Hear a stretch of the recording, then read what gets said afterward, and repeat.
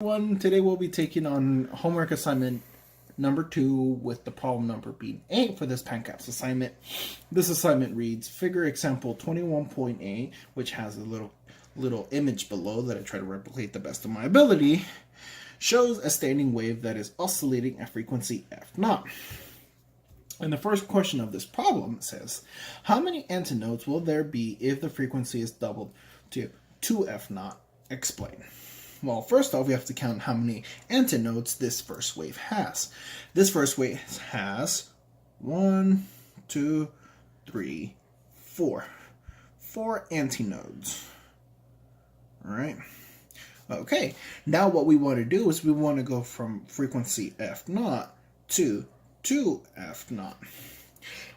Before we do that, we want to then put our attention to what can we relate to this oscillation, or we can say that velocity of any wave is equal to lambda frequency, right? From there, we then take a closer look at the example and says that this is a standing wave. From a standing wave, we note that then that velocity is equal to the square root of tension of the string divided by the unit per mass length, which is mu.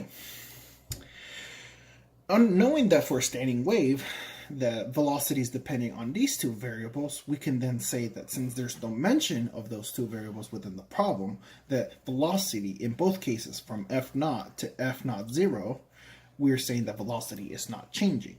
Hence, we can then say that for frequency f0, at a certain wavelength, we have velocity. And that same velocity applies to 2f0. Lambda is equal to the same velocity, right? So, in order to go from f0 to 2f0, we know, and knowing that velocities are staying the same, something is going on with lambda. And what is that? Well, the best way to explain this is let's substitute some numbers for this top equation first.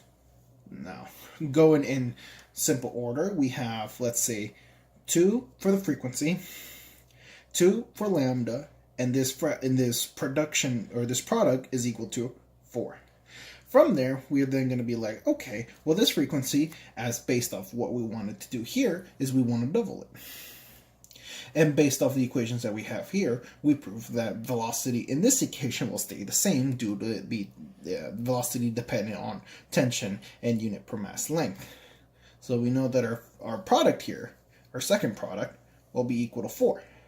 So in order to make 4 times something equal to 4, we know that then we have to make it equal to 1. And therefore, we have done basically what we've done in these equations. We've gone from a frequency of 2 to 4, which is doubling, and then we've gone from a wavelength of 2 to 1 in order to get the same velocities. What that entails visually is this, is that we're then going to be dealing with, if we look at the general equation, if we double frequency, we're going to, in a sense, have lambda.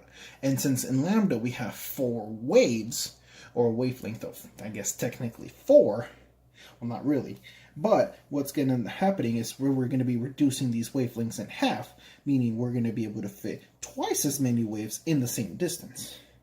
After multiple attempts at trying to get the right answer, or get the right drawing, we have completed that, where we have 8 antinodes. 1, 2, 3, 4, 5, 6, 7, 8.